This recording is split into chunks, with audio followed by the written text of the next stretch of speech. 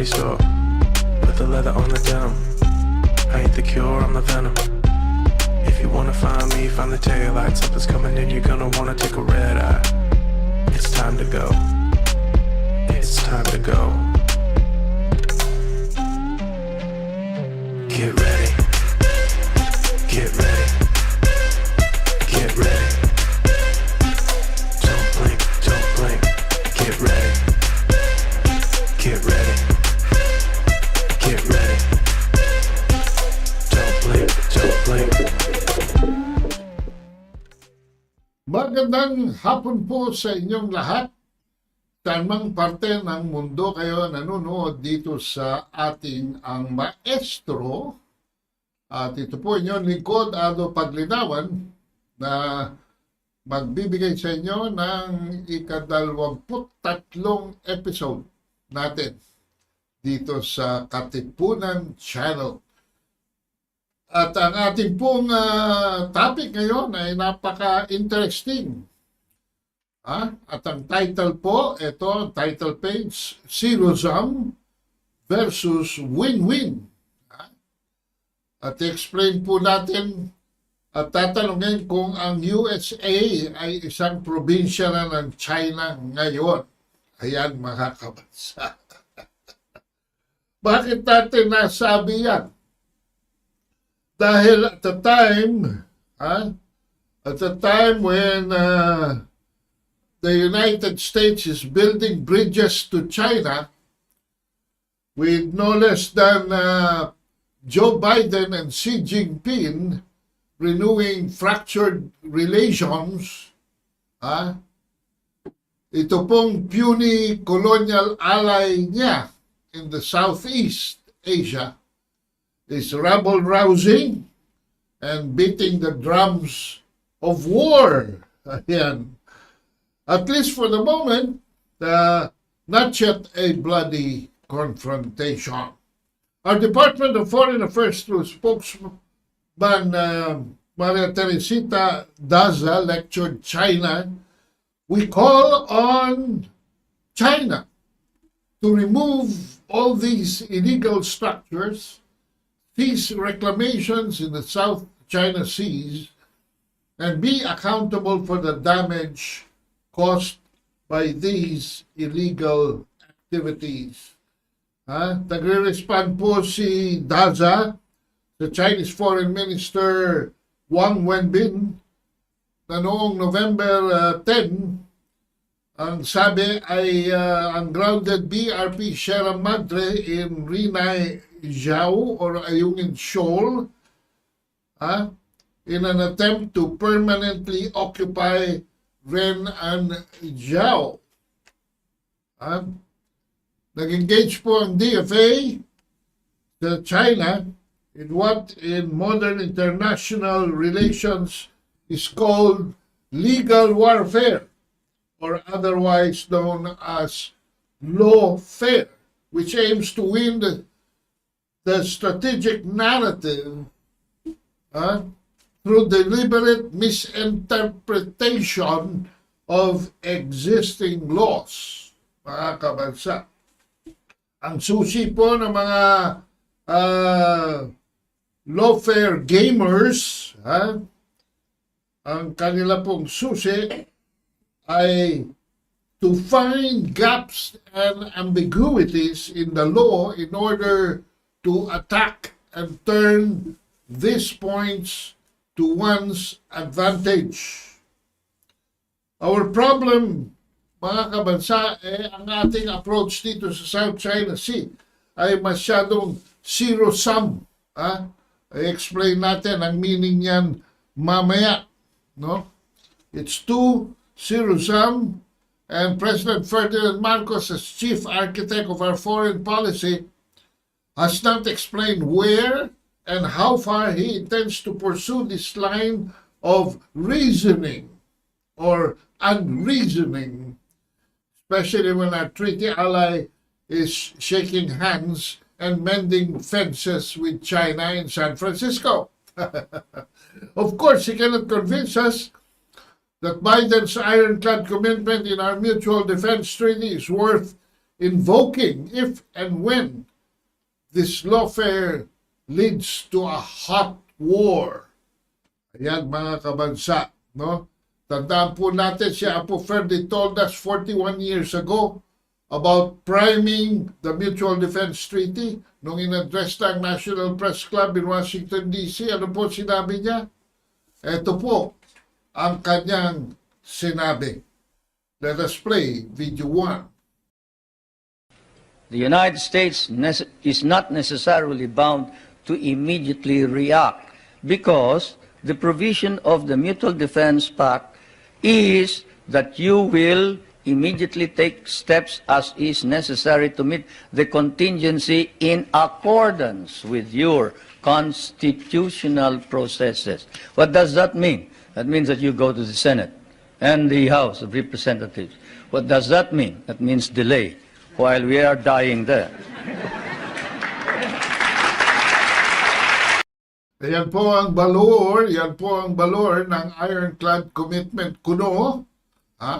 Pero how long has it taken the US Congress not to pass the additional 100 billion that Vladimir Zelensky is asking to sustain the NATO war in Ukraine? At pangalawa, bakit 14.5 billion lamang ang binigay ng US military aid to Israel to serve Benjamin Netanyahu if Muslim nations join the war in Gaza? Anong silbi niyan? For the meantime, napilitan na pirmahan na ni Biden ang budget for next year without any appropriation para sa Ukraine. And pinadala na ang head ng CIA sa Kiev para i-send ang message na kailangan ng bagong mandate ni Zelensky and mag-open para sa eleksyon doon sa Ukraine.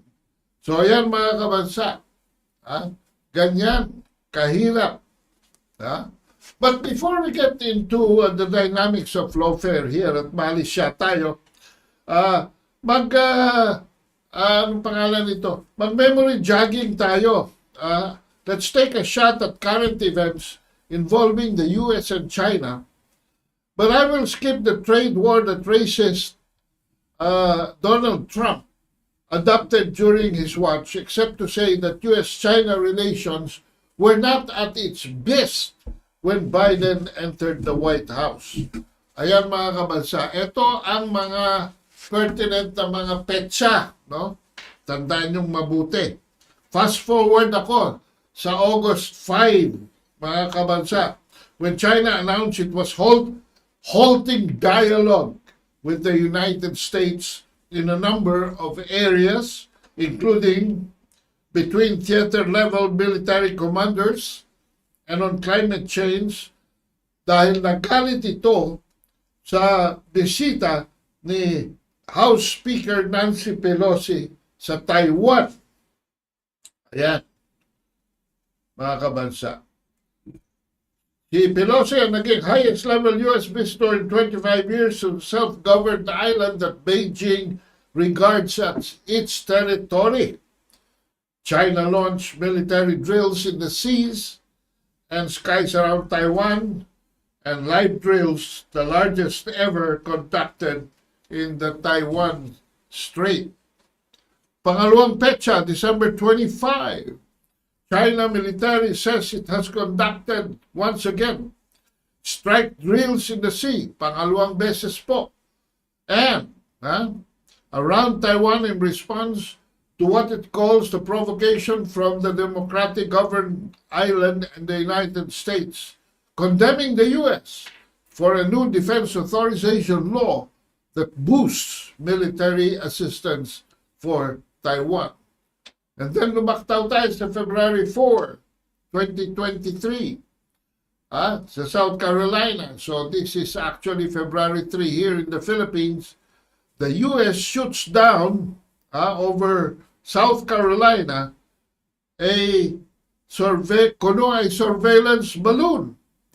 But the Chinese government maintained it was a civilian, mainly meteorological, airship that has blown off course. Ayan, mga kabansa. Ha? At may espionage angle daw dito. May espionage angle daw dito. Pero ano naman ang silbi ng balloon when China has presently 709 satellites? Ha? At kalahati niyan ay ino-operate ng People's Liberation Army. Ha? Kompleto ang multi-spectral radar and radio frequency sensors and increased ability to detect U.S. aircraft carriers and expeditionary forces and airwaves. Ang pinakamarami pong satellite ngayon ay ang US at 5,465 as of end of 2022, April. At 3,433 po dyan belongs to the US. Pinakamalaki sila, pero mga kabansa, its nearest competitor, China, is eyeing to launch 12,992, almost 13,000 satellites by 2027, and that's only 4 years from now. All right. So just as they were shooting this balloon,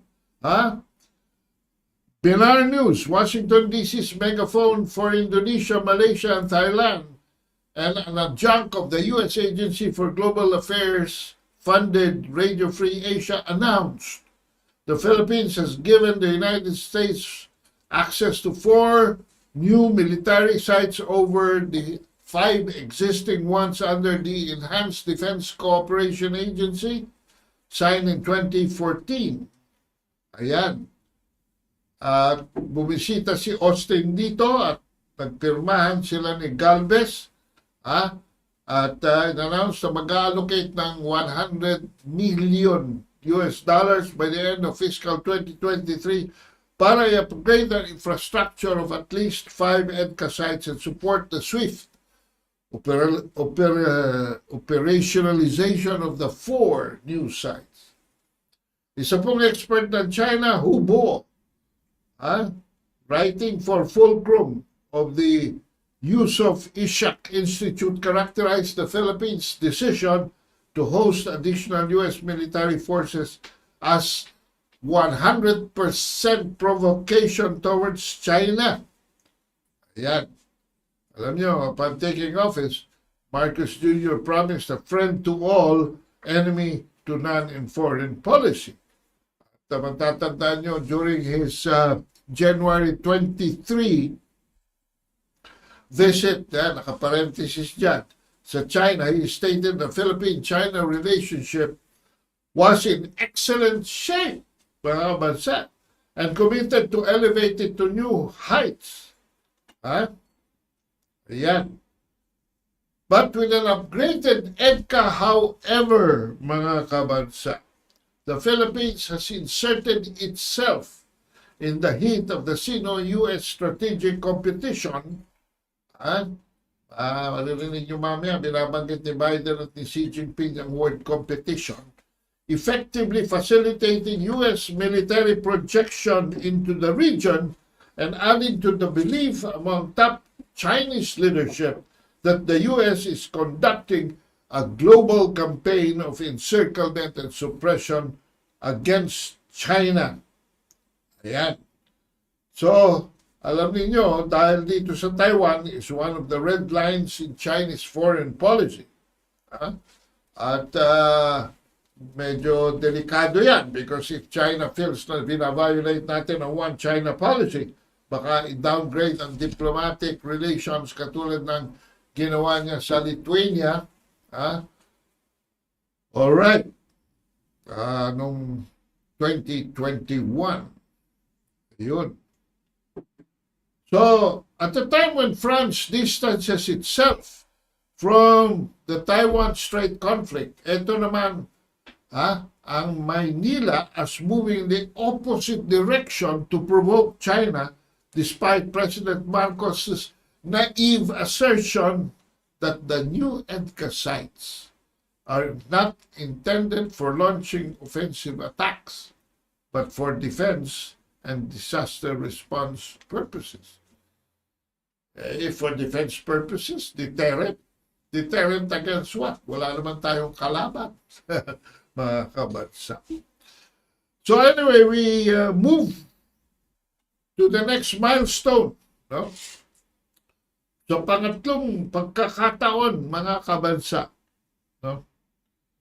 On April 8, 2023, nag-send ng 71 Chinese military aircraft na mag-cross ng sensitive median line of the Taiwan Strait dahil nag-side trip po si President Tsai Ing-wen ng Taiwan, meeting in Los Angeles with Pelosi's replacement in the House of Representatives Speaker Kevin McCarthy.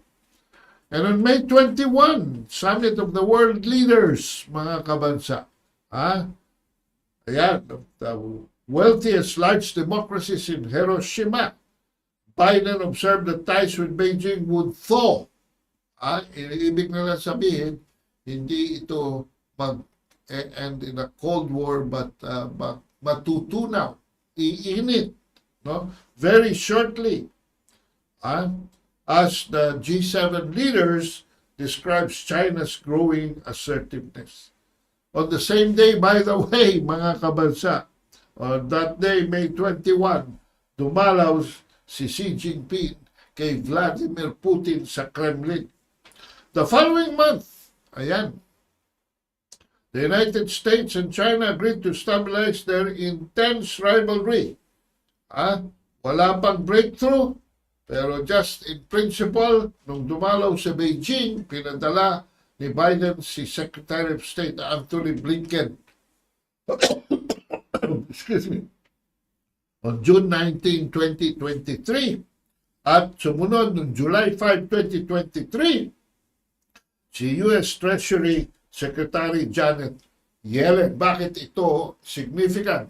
Because tandaan po ninyo, 1.3 billion ng debt ng U.S. ay binili ng China in treasury bills at ibinenta po, mga kabansa, ibinenta po ang 500 billion. So natira na lamang ay 800 billion. At kung tutuloy pang ibenta yung 800 billion, ay baka bumagsak ang ekonomiya ng Estados Unidos. Alright, noong August 2023, dalawang important milestone. Nagpadala na naman. Ito na yung fourth military drills around China to protest U.S. arms deal and deliveries to Taiwan. At the same time, on August 31st, mga kabansa, China released an updated standard map for 2023 announcing a 10-dash line incorporating parts of Taiwan and most of the South China Sea. So yan, nagkakaroon ng common fear. Nagkakaroon ng common fear. Alright. Dito, we say that in the background of the most difficult U.S.-China relations, napansin nyo naman dyan sa ating kalendaryo, medyo nagkakainitan, mga kabansa. Pero merong fear on both sides that the U.S.-China confrontation could lead to a hot war. Ibig sabihin, talagang explosion, putukan, no? Henry Kissinger nagsabi sa Economist noong Mayo, we're in a classic pre-World War situation where neither side has much margin of political concession and in which any disturbance of the equilibrium can lead to catastrophic consequences. And this was confirmed by prominent advisor to Chinese Communist Party Renmin University Professor Jin Canrong, na nagsabi na sa oldest Sunday newspaper na The Observer, no? 1700 pa yata itong newspaper na ito. The world today has entered an era of great struggle.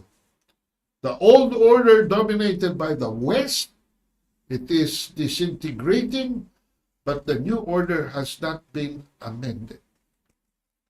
So, on and off, ina-announce na itong November ay magmi-meeting si Xi Jinping at si Biden. Pero alam niyo mga kabansa, hawak ni Xi Jinping ang 4 na alas sa sitwasyon na ito.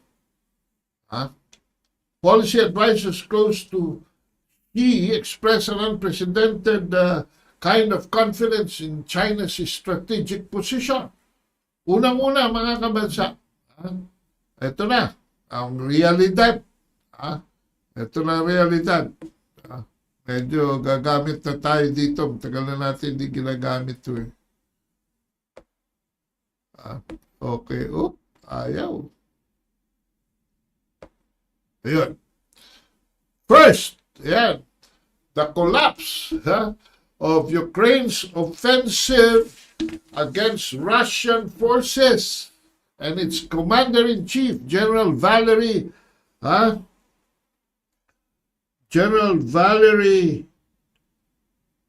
Saluni, that the war is a stalemate. Stalemate. Ito isang setback for American strategic position and gain for China that has doubled its exports to Russia since February 2022 invasion of Ukraine. Ang nangyari po, imbis na tumaob ang ekonomiya ng Russia at saka China, ay mukhang nananalo ang Russia, hindi lamang sa battlefield, kundi economically. Hindi nasakal ang economy ng Russia. At marami pang dumulog para bilhin ang langis ng Russia, miski na ayaw na ito, at hindi na pwedeng i-deliver sa Germany kasi yung pipeline pinasabog ng US. Marami. India, for instance, availed of 20 to 30% discount lang. Even Japan was buying from Russia. All right. Second, the US tech war on China has flopped. Bakit? Yung pong artificial intelligence firms na dati ay bumibili sa NVIDIA and other US producers, ay hindi na po bumibili, dahil ang Huawei po ay invento na ng chips. So, hindi, bumagsak ang benta ng NVIDIA and other US producers sa aspeto ng mga electronic components. Pangatlo, sa Gaza, provoked by Hamas on October 7 gives China a free option to act na para siya ngayon nagiging leader ng de facto Global South. Ano ang Global South? Ng lahat ng mga mahihirap na nasyon. In opposition to Israel. Isa dyan ang yung coastal states, including Saudi Arabia. Mga kabansa, no? An American, in opposition to Israel, an American ally. China now exports more to Muslim world than it does to the United States. So, parang nagkaka-Islam ba Parang walang magawa ang US na tama. No? Nung siya'y umalis sa Afghanistan, parang natrap ang paa ni Biden, at nakawala siya dahil nakalabas siya sa Afghanistan. Pero, hindi na nasundan naman ito ng war in Ukraine. Ang dalawa pang fronts ngayon dahil may war in Gaza. At fourth, dito sa Southeast, sa South China Seas, no? At saka sa North China Seas. Gustong mag-avoid ng confrontation ng US sa Northwest Pacific region as well as its home waters in the South China Sea. Yung pong North Pacific region ay yung tumutulay sa Alaska papuntang shuttle, no?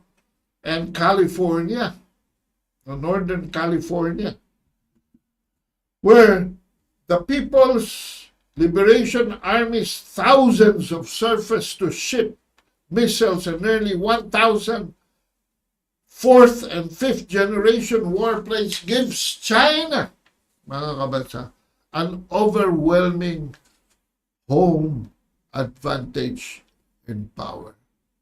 Well, anyway, mga kabansa,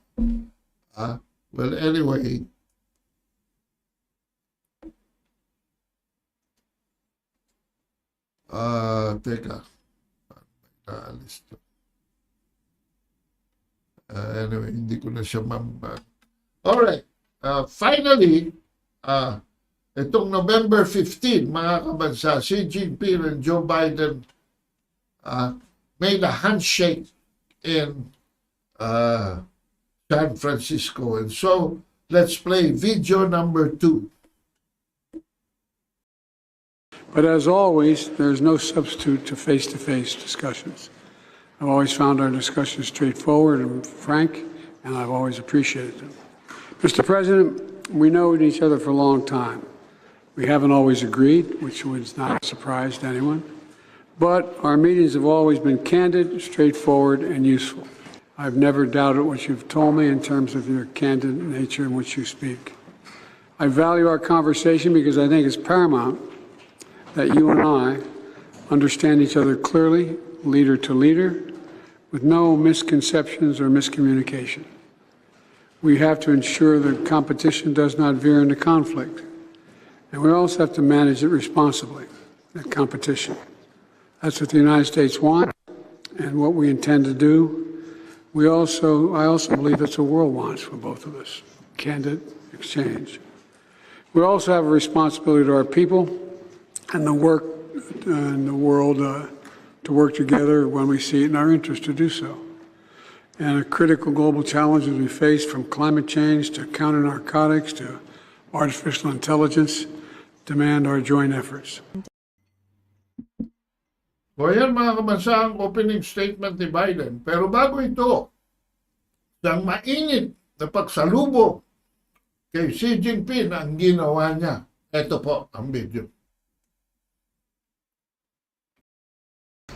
On the sidelines of the G20. Since then, key members of our teams have had important discussions on issues matters to both our nations and to the world. But as always, there is no substitute to face-to-face discussions. I've always found our discussions straightforward and frank, and I've always appreciated it. Mr. President, we know each other for a long time. We haven't always agreed, which was not a surprise to anyone. But our meetings have always been candid, straightforward, and useful. I've never doubted what you've told me in terms of your candid nature in which you speak. I value our conversation because I think it's paramount that you and I understand each other clearly, leader to leader, with no misconceptions or miscommunication.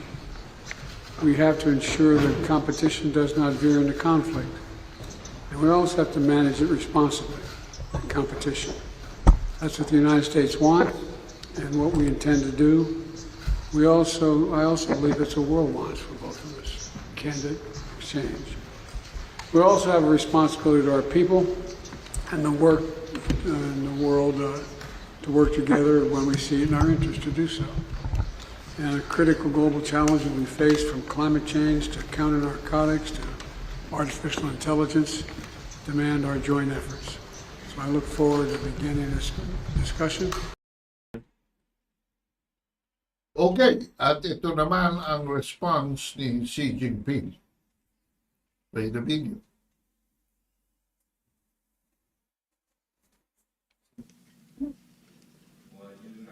I've always had one question on my mind. How to steer the giant ship of China-US relations clear of hidden rocks and shores, navigated through storms and waves without getting disoriented, losing speed, or even having a collision. In this respect, the number one question. Okay, nakakaroon po kami ng technical difficulties. Tingnan natin ngayon yung response ni Xi Jinping.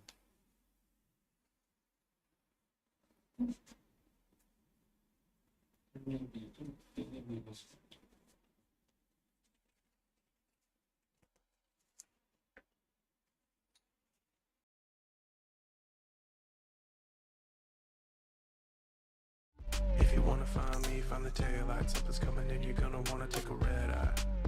It's time to go. It's time to go. Get ready. Get ready. Get ready. Don't blink, don't blink. Get ready. Get ready. Get ready. Don't blink, don't blink.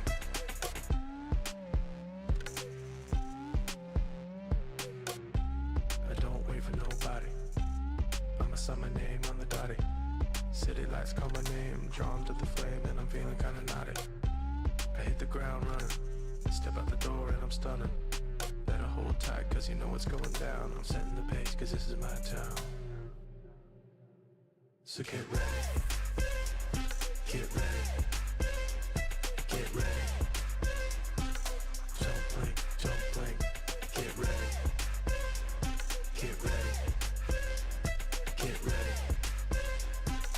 Don't blink, don't blink.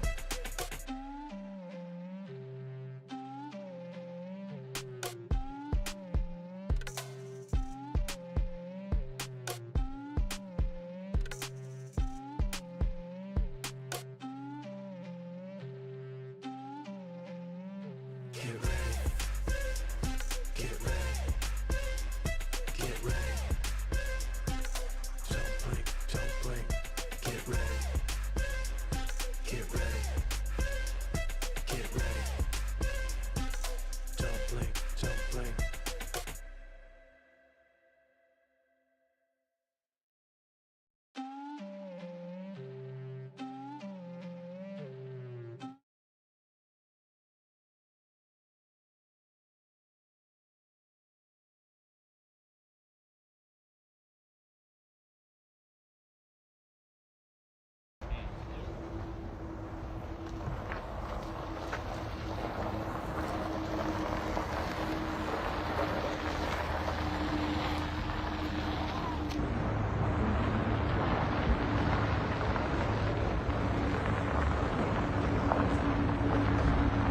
Ready, two, ready.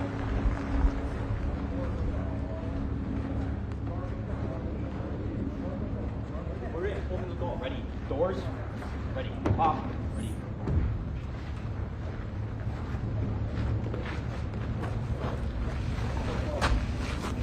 Ready, close. Ready, shut. Ready, face. Forward.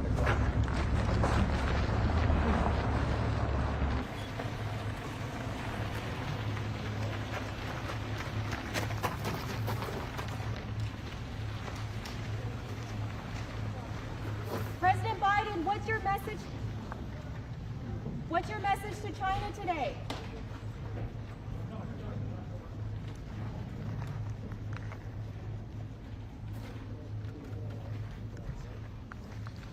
Pasok na tayo sa speech. Alright. Now, ano nangyayari dito mga kabansa? Ito po ang ating paradigm. Ito ang ating paradigm. No? Sa win-win output. Alright? Dito sa blue, makikita nyo, you lose dito sa kaliwa, you win dito sa kanan. Yung sa blue, win-lose. Because the partnership is unsustainable. Yan po yung tinatawag na zero-sum. Ang market dyan sarado. Bakit? Bakit sarado? Dahil sa dalawang nagtutunggali, matutumba yung isa. No? Win yung isa, lose yung isa. So, walang merkado. Walang merkado, di ba? Walang.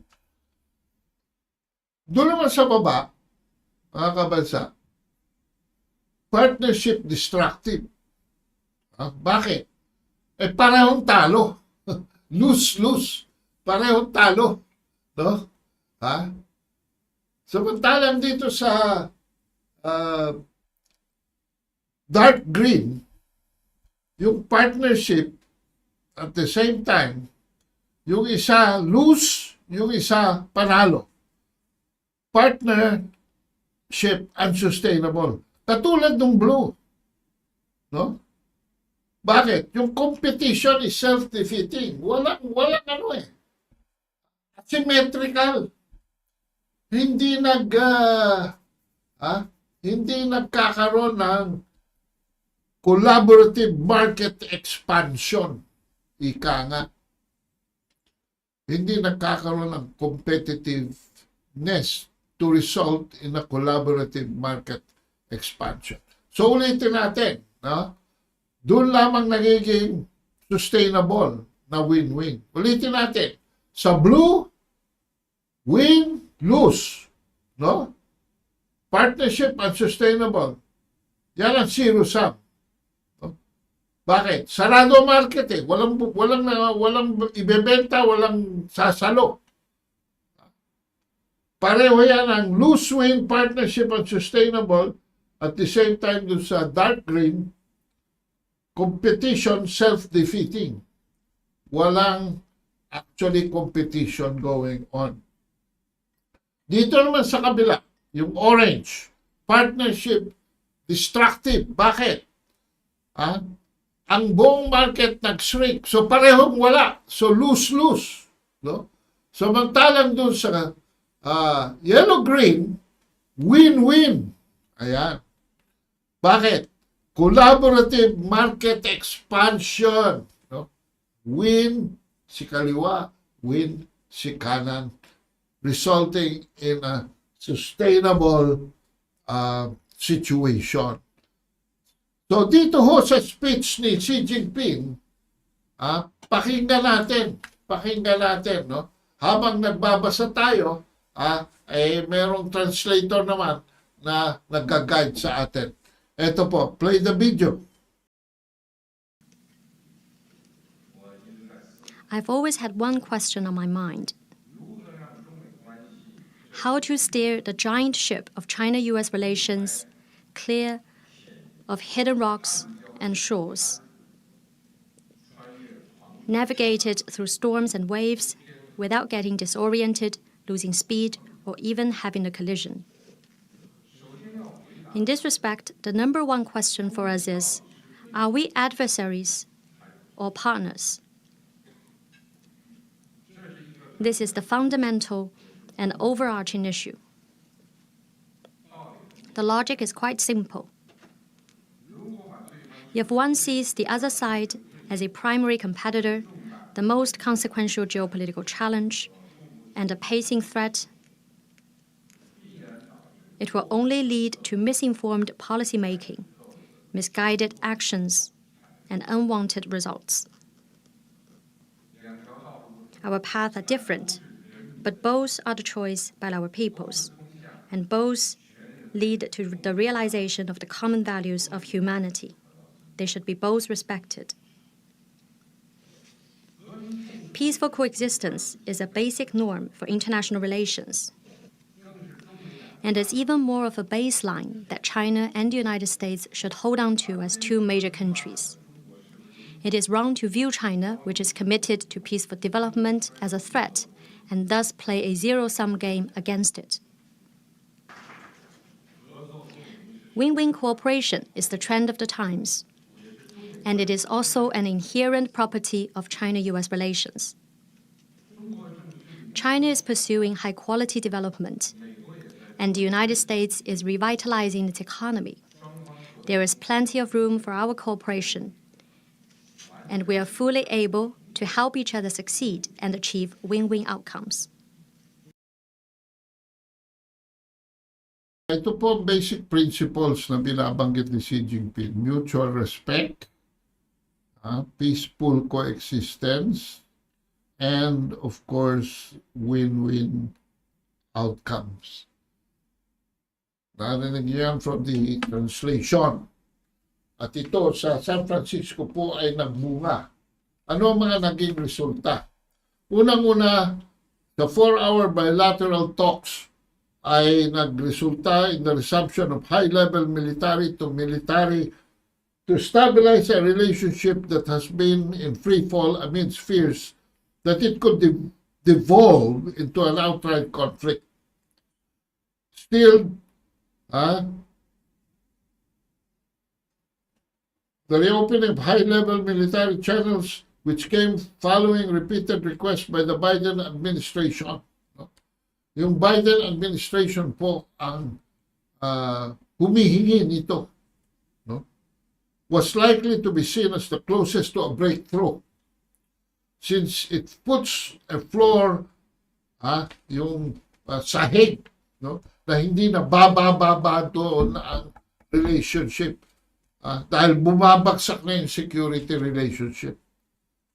The White House has said the channels are crucial for staving off a miscalculation. Natatakot sila na baka biglang pumutok, ay hindi na mapigilan. And that is something especially important as close encounters between the U.S. and Chinese militaries surge in the South and East China Seas and near Taiwan. Sa Taiwan naman, Xi urged the U.S. side to take real action to honor its commitment of not supporting Taiwan independence. Sabi naman ng U.S. na it does not support Taiwan independence but it wants a status quo. At irespeto ng China ang eleksyon doon, especially next year, for the Taiwanese presidential elections.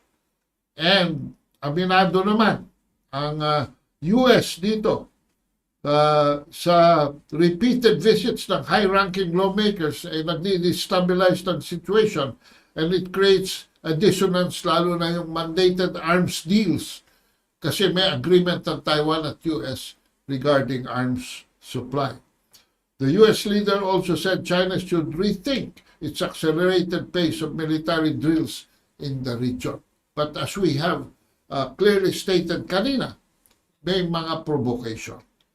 Establish a working relations, pangatlo, on counter-narcotics dahil more than 150 people in the US each day die from overdoses related to synthetic opioids, and one of these is fentanyl.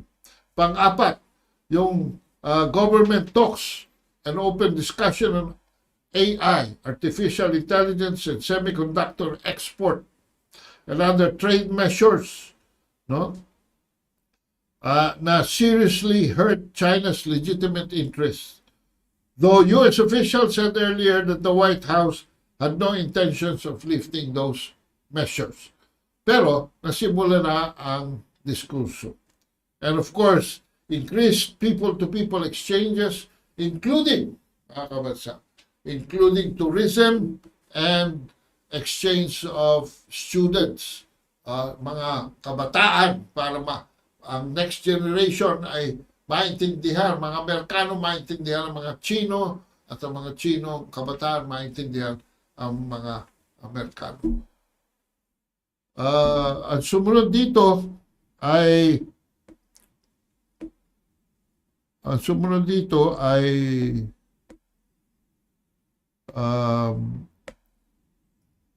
ano ba ito?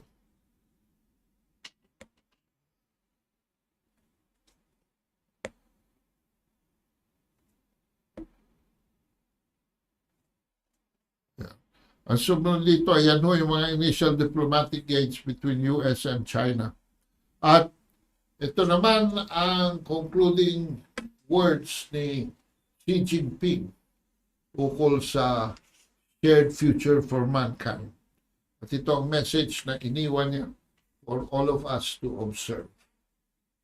Pakinggan natin. Play the tape.